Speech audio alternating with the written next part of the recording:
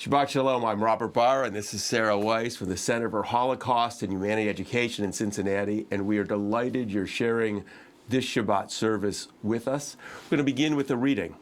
6 days we speak, tonight we listen. 6 days we build, tonight we rest.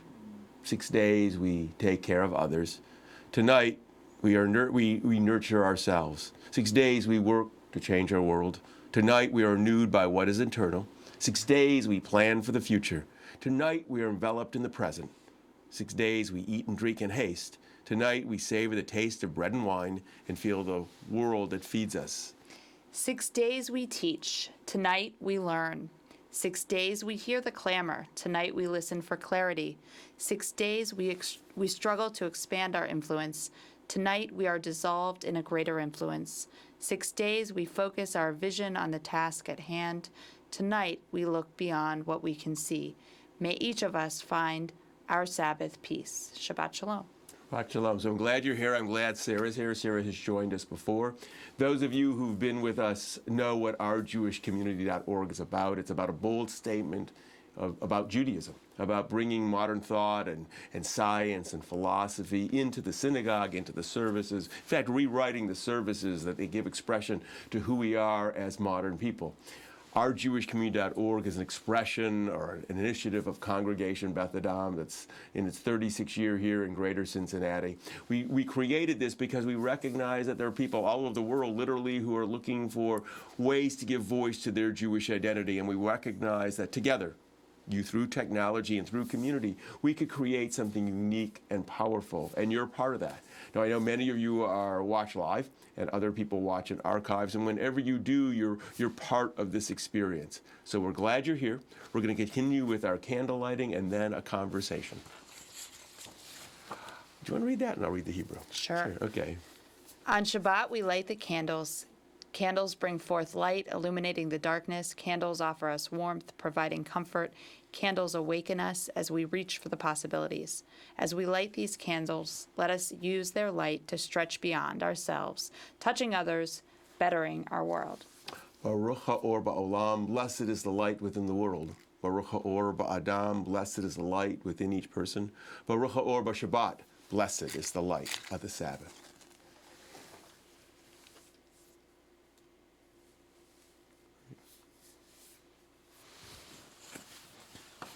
Perfect. Thanks. Yeah. So, as I said, I'm Robert Barr, Sarah Weiss. Sometimes we cut the beginning off the service, so we just post it. So that's why I do that. Robert Barr and Sarah Weiss. And Sarah is the executive director of the Center for Holocaust and Humanities Education here in Cincinnati, Ohio. And like we did it actually in September, we're co-partnering on a program we're having that's occurring this weekend. It's very exciting with Daniel Hope, who is a virtuoso violinist. He is actually one of the top violinists in the world. He's in Cincinnati, brought in by the Lytton Chamber Music, which is a program that is housed here in Cincinnati and actually performs here at Congregation Beth Adam. So it's really exciting. So it got us to the conversation about art and music in the Holocaust, and that's what we're going to chat about tonight, because I think a lot of folks, they may not be even aware that there was Right. art and music in the Holocaust, music that was being composed during the Holocaust, composers who died during the Holocaust, artists. So we wanted to chat about that. Yeah. So, first of all, it's amazing that within the depths of really unbelievable inhumanity and horrible situation, that people were able to create and actually used art and music and poetry as a means of resistance, as a means to fight back against the Nazi oppressors, with sometimes scraps of nothing, of paper, of nothing to write on, but still the ability to express. And it's interesting because it's a resistance. I mean, they knew they weren't going to win the war as a function of, but it was about human resistance, a sense that Viktor Frankl, they can take everything away from me except the ability, the way I respond. And so the people who are who used art to give voice to what they were feeling and experiencing. And as it's collected, because it's been a while, it's taken a while to find it all, or I'm sure we haven't found all of it. Right. But a lot of it was people that weren't aware of it, Right. because I think after the war, people were trying to reach out to people who were in need, dealing with the resettling people, the grief, all those things. So the art and the music and some of this other material was put on a back burner, frankly. Right. And now I think people are invested more and more. It seems to be there's an energy around it. Right. I think as we go further away, as time has passed, as survivors have healed to a certain extent, as things have been discovered. There was, for instance, in the Warsaw Ghetto, I'm sure you're familiar with the story, the Oneg Shabbat Archive, Right. Which were 30,000 documents buried in milk cans in the Warsaw Ghetto. And many of the documents were just diaries, journal entries of what was happening, what was daily life to document. But there were also images, drawings, paintings, poetry, as a means to ensure that somebody would one day understand what they went through. And it took years, and actually one of the milk cans has never been found. Right. So there's much more to uncover. Right. And then in Terezin, I mean, there was the children's art. I never saw another butterfly. The art from that. Yeah. I think, I don't know if you have that one. There was, and Terezin was a strange place, because I think a lot of people are confused by what Terezin or Theresienstadt was. That it wasn't. It was not a death camp. It was a concentration camp. It was actually a city that was. All the non-Jews were pushed out and Jews were brought there, and there was art going on, there was concerts going on, musicians, children's Brunderbar, there was a very famous children's concert, but the people then were sent off to death camps after that. But a lot of material, you have something. I have a couple of different things from Terezin. One of my favorite artists that's not known is a woman named Helga Weissova, who actually she was from Prague and stayed there after the war. Don't you share with the book? Yeah, So she was very young. This is a book that was just published in the past few years called Draw What You See. And she was a young girl in Terezin. And when she first came into the camp, she actually started drawing images of life before. So her memories, right, what her life was like. And she smuggled one of these drawings through the ghetto. Men and women were separated in Terezin. This drawing of a snowman, beautiful image, to her father, who was in the camp. And he got a message back to her, and he said, Helga, that's a beautiful drawing, a beautiful painting, but draw what you see. He wanted her to document what was actually happening. And so the rest of this book and her drawings were actually what she was experiencing. So called Draw What You See. So it's a resource that if you're interested in looking, that's very powerful. Can I share one more? Sure, absolutely. All right. No, this is great, because these are resources. This is another incredible story called We Are Children Just the Same. It was actually a newspaper, a weekly newspaper in Terezin that was written by a group of 13, 14, 15-year-old boys. And they had this teacher who encouraged them to draw, to write, to express themselves. They would put together on scraps of paper this one newspaper and pass it around the ghetto. There were also, again, images, drawings, but incredible poetry, incredible essays. Their teacher wrote an essay comparing Uncle Tom's cabin to what they were experiencing. And he says, how do we differ from those slaves in America? How do our times differ from those times? We live here in Terezin. We are subjected to beatings and hunger just like the slaves in America. So, a lot of time we draw connections to different parts of history. And here he is in the ghetto during the Holocaust making these connections. So these are just incredible stories. Right, because I think it's powerful, because I think art and music, whether it's art, visual art or music or written literature, that's created in a moment, allows us to experience it in a way that we otherwise wouldn't. There have been powerful things written about the Holocaust, but having the people who are experiencing it in real time, writing what they were feeling, there's a power and a an intensity Yeah. that is palpable. Yeah. It was interesting. So these are books you can get. We showed recently in Cincinnati Refuge in Music, which was a documentary done by Daniel Yeah. Ho, who is this virtuoso violinist. And one of the things that I found so powerful in the movie was he had two different musicians who were in Teresian. Yeah. How do you say it differently? I than see Terezin instead of Theresienstadt. I use I don't use the German, but anyways. Okay, it's yeah. interesting because I heard you. It's like, wait a second, because Yeah. I've Yeah. so how we name these places. But what was interesting too is he was talking about the pieces of paper on which he saw the music, and he said there was lots of notes. There was no rests, no stops. He said they didn't have time. They knew that any moment could be their last. And as a musician, he said, I saw just the notes on the page said something to me more than just even the melody. Yeah. And I thought that was incredibly powerful because he opened up something for me that it wouldn't have meant anything. If I had seen notes on a page, that they would have looked like notes on a page. Right. But he, as a musician, he was in communication with those musicians who were creating right then.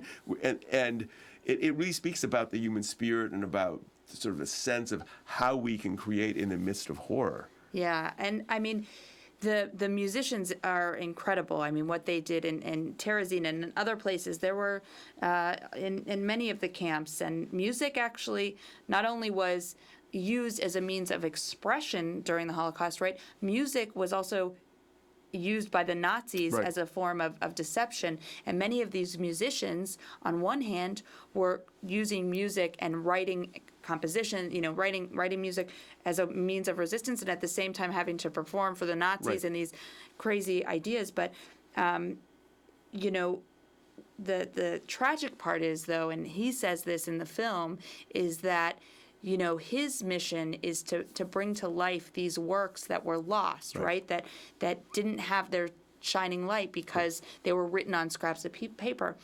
But what he also says is that what could have been, what violinists, what pianists, what incredible talent could have come out. And so, that's always what we also have to remember. But you're right; these artists didn't sit down and just wallow in the pain. Right. They created. Right. And we're heirs to that. And I think what Hope's doing and other people are doing is absolutely incredible. That they're not only is Hope trying to capture it, he's performing it again, giving it, because it's in. A scrap of paper with music on it is meaningless unless it's performed. Yeah. Right? He gives it a voice. Right. It's like a book that's never read, Right. and it sits on the shelf. So and works of art that no one sees, but now that they're putting them into whether they're putting them into books or into galleries, that people see them and begin to sort of connect with it on a very visceral level, and then obviously understanding where it came from, because it's both. Because hearing a piece of music and then understanding where it came from, what the person was doing, really gives us entree into a whole emotional experience that is beyond most of us. Fortunately, most of us aren't going to be in those horrific experiences. But to see how people dealt with it is powerful. I want you to talk about this diary. I'm just intrigued. You mentioned this right before. So actually, it's really a memoir, and this is being published actually in May of this year. It's a survivor who kept a diary during the war, and it was lost. But as a 16-year-old, he survived a number of camps. He was at the very end liberated from a subcamp of Mauthausen immediately after the war. So 16-year-old, he decides to write his memoir then and there. And he not only writes, he also accompanies it with images. And this artwork is not necessarily the artwork that we would analyze and see in museums. Right. This is artwork to tell a story, but he's using the visual to accompany the text. And this memoir, actually, the original is housed in the United States Holocaust Memorial Museum, and until recently was relatively unknown. Mm-hmm. It was published in Czech, his native tongue, and in German, and now Hebrew Union College is publishing it in English. Wow. And we're partnering with them on an educator's guide so that it can be used in classrooms. Mm-hmm. And it's just another incredible document of this time period. So. Wow. And the survivor, Michael Krause, is still living in Boston today, and really excited to see this published Sure, in English. sure. I mean, it really is, when you begin to appreciate how we can access this and learn from it and be touched by it. What was lost? I mean, obviously the lives of so many and the potential of what all those lives. In fact, that was, I think there's, when you talked about what might have been, I think there were 3 musicians as they were walking and talking, and the number of people who died and the lives were cut short, and all the creativity is gone, and there's that piece that survives, that's whether it's in milk cans or in walls or in attics or in places that people haven't looked yet. Right. Right. That allows us to connect on a different level, a non-intellectual. It's different. I think it's using our emotions and our feelings. I think that's what art is about. When you hear art, it's different. Or when you hear music, it's a different. Literally a different part of our brain is working. And when we see something visual, we scan it and we see it differently. Whether it's great art, but it touches us because we also appreciate who was doing it and the environment that they were in. You have another. What was? Well, actually, I do have another. I'm full of books. You really? I was. This is actually not focused on art during the Holocaust, but this is another book that I've been spending some time with lately, called Memory Effects, and it's called the Holocaust and the Art of Secondary Witnessing. So the idea of how artists are interpreting the Holocaust today. Really? Yeah. And so, but this idea of secondary witnessing, so how is it being interpreted, in particular when people go back to sites or to Auschwitz or to Theresienstadt or So you need to walk in my office before you leave. Okay. I'm a photographer. I know that. Well, there's a picture of Dachau in my office. It's a very specific picture, which I don't know. We're doing an exhibit. We're going to need to put it in. It was really about that. It was interesting because when you see it, it was about experiencing being in Dachau, and we had friends whose father was there, so we actually went to the archives and got information. And we brought stones back. They wanted stones back from Dachau. So it's interesting because because of our travels, we've been to quite a few concentration camps and different sites, and I do document them photographically, and I've used them, and because because I think modern artists and I'm not a great photographer. My stuff's not. I like it, but it is a relationship with what you're seeing differently, and how do you capture it, and because at some point, and this is like you and I have talked about it, these places may not physically exist because really they are deteriorating, and I guess this is one of the great ethical questions. Do you keep maintaining a concentration camp? Or do you let it dissolve back into the earth? Right? I mean, this is a complicated, but art is this other piece of it, because the other sort of piece that goes along with it is how artists today, what kind of memorials does one create? So if you go to Berlin, there's the major Holocaust memorial. And some people find it very moving, and some people go, well, I don't understand why this is the Holocaust. It's what would you call them, columns? I don't know what they're there. And they go from very small to very tall. And there's actually a wonderful museum underneath you, which you told me about. And part of what I thought was interesting about that museum has collections of scraps they published that people threw out of the trains. People knew they were going to die, and they wrote a note, and they just threw them, and somebody gathered them and put them together. And it's in this museum there. There's another book on that. Yad Vashem published a book called Last Letters, which are all letters that were thrown from trains. Really? It's if you want a good cry sometime, it's very moving and very important documents. Right, because I think this is, whether it's the art, it gets us to the moment in time versus, I think that's what I don't know if it's great art. I think that's what art does. It moves us from our place to a new place, which is different than studying an event. We might be able to do it intellectually, but this brings us right there because it was created right then. And if you allow yourself to drift back, it really it can be overwhelming at points. I mean, the power of it. So it's interesting. Other things that we should. You brought your notes, so you had a really good comment. Sarah did a wonderful introduction to the documentary about the role of art and music. Yeah, no, I mean, there's some beautiful, documents that we have even of artists talking about why they created and how it was an outlet. I shared this quote in the introduction, and then it was in the film, which Right. I had forgotten. But Victor Ullmann, who was one of probably the most well-known composers who perished during the Holocaust, said the following about Terezin. He said, Terezin, which is just unbelievable that he said this, Terezin helped, not hindered me in my musical work. And then he goes on, we did not sit down by the waters of Babylon and weep. All our desire for culture was matched by our desire for life. Those who stride in life and art to wrestle form from matter will agree. And, his words to me, at this point, obviously he has no idea he's going to die in Auschwitz, but it is almost like he's giving us a message for the future about how the role art can play, the importance of art and music, and yeah. Right. It is very powerful, and I have to say it should heighten our appreciation for the arts. I think too often we don't think of the arts as important as they are. They are another form of communication that's very palpable. Yeah. And it is important whether it's great art or very personal art. I mean, this art that came out of this moment, that really was an expression of the experience that somebody was having at the moment that they were having it. Yeah.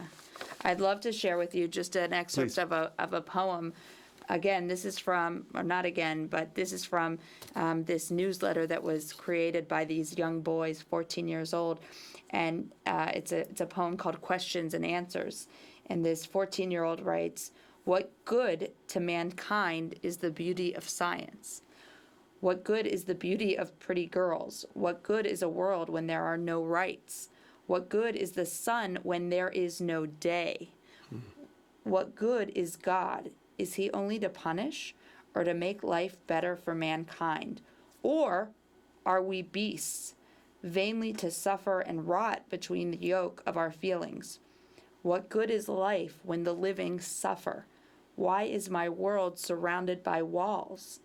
No, son, this is here for a reason, to make you fight and conquer all."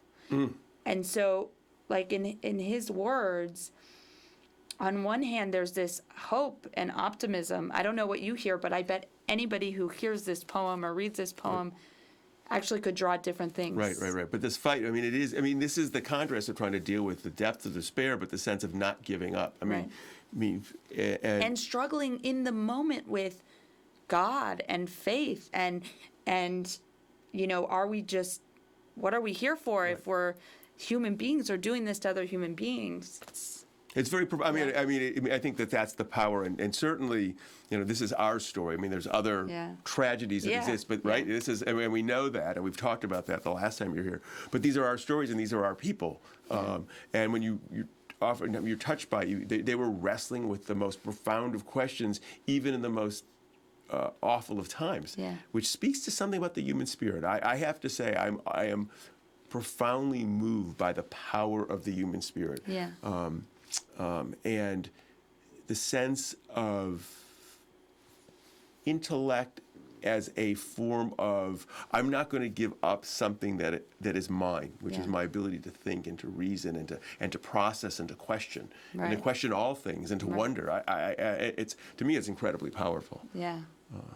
So that's a beautiful poem to end with. So thanks for sharing that. We're going to continue, and I would invite all of you to go and look at the books that Sarah mentioned. Look for other bits of and parts. Look at Daniel Hope's work. If you type in his name, you'll find both the Refuge in Music, but you'll find other things that he's done, other concerts. He did a concert in front of the Brandenburg Gate. And Coco, what was the last name? I can't think of his name. The Schumann, the jazz guitarist. Schumann, yeah. Coco Schumann, who's a jazz Yeah. guitarist who was there. He was at that concert. I didn't get to watch the whole thing today. amazing. I've been going through it. And so take a look and spend some time exploring and see how you are touched by the art, music, literature created by those who were facing the worst of times. And the woman in apartment 6. That's the Alice Hertz Summer who okay. lived to be 110. And Apartment 6 is Yeah. Is a film about this musician who lived until 110, and amazing story. So. Right. So take it, delve into it, explore it. This is a jumping off point. This was just a taste, and Sarah's a great guide through all of this. So I encourage you to do that. And we're going to turn our attention. It's appropriate that tonight is also a memorial. That was not intentional. But we recognize that the Holocaust, 6 million Jews, 5 million other innocents, and tens of thousands of people dying in the war. I mean, and that shadow of that event still is cast, I believe, across our world, and it shouldn't be forgotten. And it shouldn't be forgotten simply not to forget. We should remember so that it infuses us with action, that we change the world in which we live. We remember the past to remember it, but we remember it also to make the present and the future better. The cycle of life unfolds. And just as we rejoice in new life, we mourn its final ending, the inevitable death of those whose lives have touched ours. Today, we join voices with others as we say aloud the words which help us recall those we've lost. We remember the moments we've shared, the laughter and the tears, the beauty and the pain. Inevitably, as our lives intertwine, as we have touched one another, we have been influenced, changed, enriched by their presence. And so, as we mourn their loss, we celebrate their life. Thus the cycle continues, their lives forever marking the continued unfolding of our own. We pause at this time to reflect upon those who are no longer among us. This moment of remembrance links life to life and generation to generation. So we pause now to begin to recall those who we've lost. We have names that I'll read in a moment, but if you have names that you hold in your heart, type them now. Share them with each other, because we carry with us the memories of many people. Tonight we remember Tom Warren, Louise Mertens, Joyce Cocken, Janet and Marshall Korn.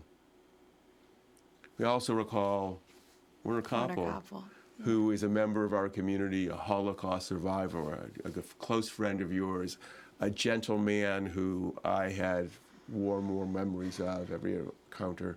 We think of all those who died in the Holocaust. We think of all of our loved ones who no longer walk among us, as we say, Ein b'dei hamavet hakoach, la'akol ramaj dem lev. Death cannot take that which is locked in our hearts. With our tears and our sorrow, we remember. With our courage and our strength, we do not forget. Acts of kindness, deeds of courage will remain. Beauty created, wisdom shared, is not lost. With our tears, in our sorrow, we remember. Im dama'ot beinenu, be'et evlenu, nishmor al zecher achuvenu. With our tears, in our sorrow, we remember. Zeker tzadik livracha. May the memory of good people bless our days. Let the Sabbath be a time for believing in what could be, in seeing with new eyes. In this serious world, let us take ourselves less seriously. In these harsh times, let us listen for a soothing word. While the world around us unfolds in an instant, let us judge each other a little more slowly. Let the Sabbath shine a light into a corner of ourselves where hope is renewed. Let us remember a reason to be joyful, a way to be gentle. Let the Sabbath be a time for opening up. Let us find strength in our dreams and trust in our strength. Great. And then we'll continue with our challah and then our wine. If you want to do the challah, then I'll drink the wine. There you go. You can just hold it. They can see it. You don't have to. Okay. Sorry. So, in Jewish tradition, we share the challah as we celebrate the Shabbat. We are reminded that challah, a twisted loaf of bread, sustains and nurtures the life of our body. May the sharing of this challah sustain and nurture our hunger for knowledge and understanding of the world around us. May the sharing of this challah sustain and nurture our connection to those close by and those separated by distance and by time. May the sharing of this challah encourage us to reach out to those across our rooms, across our hallways, to those across our desks, and across the miles. May the sharing of the challah strengthen and enrich our coming week. Bar- Go ahead. Baruch HaMalka Peinu, y'all let you do the Blessed is the work of our hands. Baruch Hazon HaAdam, Blessed is the vision of our minds. Baruch Lechem HaAretz. Blessed is the bread of the earth. Some people find the transliteration worse. In fact, Yeah. Ofer, who does services sometimes, he goes, can you write it in Hebrew? On this Shabbat, if you have some wine and juice, join with me. It's customary to share wine and juice with family and friends and the community. This cup of juice or wine reminds us that it's not enough for us to quench our physical strength. We must nourish our spirit as well. As we celebrate the Shabbat, may this cup of wine and juice remind us to live our lives to the fullest and embrace the joys and pleasures life offers. Bruchim hachayim ba'olam, blessed is the life within the world. Bruchim hachayim ba'adam, blessed is the life within each person. And so we say l'chaim, to life. A couple announcements. Go to Cincinnati OJC, not tonight, not right now, but in a few more days we're going to have our interview with Rami Shapiro up. So we got an interview with Rami Shapiro. That's awesome. Who some of you remember if you were joining with a service. If you haven't, you can go back 2 weeks. He and I did a Shabbat service together. He also did a program on interfaith in the Cincinnati Jewish community. Did a short interview with him. There's some blogs responding to his comments, both the ones that were here. So a response, you get a chance to do that. Also, Purim's coming up. Yeah. And we wrote a guide. You should. I'll look it up. Okay. We did. I have to say, and we have 2 videos that will be coming out pretty soon about Purim, so you can look at those. And we're going to deal with Purim in a very much more textured way than frequently Purim is presented, with its good and its bad sides in a very in-depth. So a lot going on in Cincinnati OJC, and then in about 2-3 weeks we'll have the interview with Daniel Hope. If you're in the Cincinnati area, come join us for that. A lot going on. Next Friday night, Eric Barr, who is my brother, the last names are similar, is going to be sharing the service with me. It is a pre-recorded, and because he lives out in California, and he's going to talk about if you have been around ourjewishcommunity.org for a couple of years, you may remember about 2 years ago, this past Rosh Hashanah, I gave a sermon, or that was actually Yom Kippur, about my brother's illness and my brother's stroke.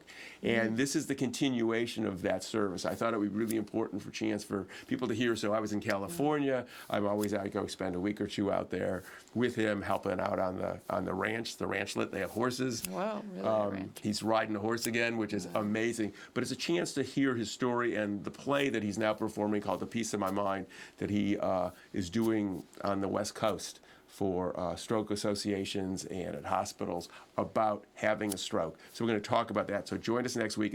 I'll post it right at 6 o'clock. I'll be online. If he can, he's out in California. It'll be at 3 o'clock his time. I'll see if he'll get online too. A lot going on. Join us for everything. And we close, and I want to thank Sarah for being here again. And we close with our final words. May we know blessings those who are near, and may we know blessings those who are far. And may the Sabbath bring its goodness to everyone soon, wherever they are. Shabbat Shalom. Shabbat Shalom.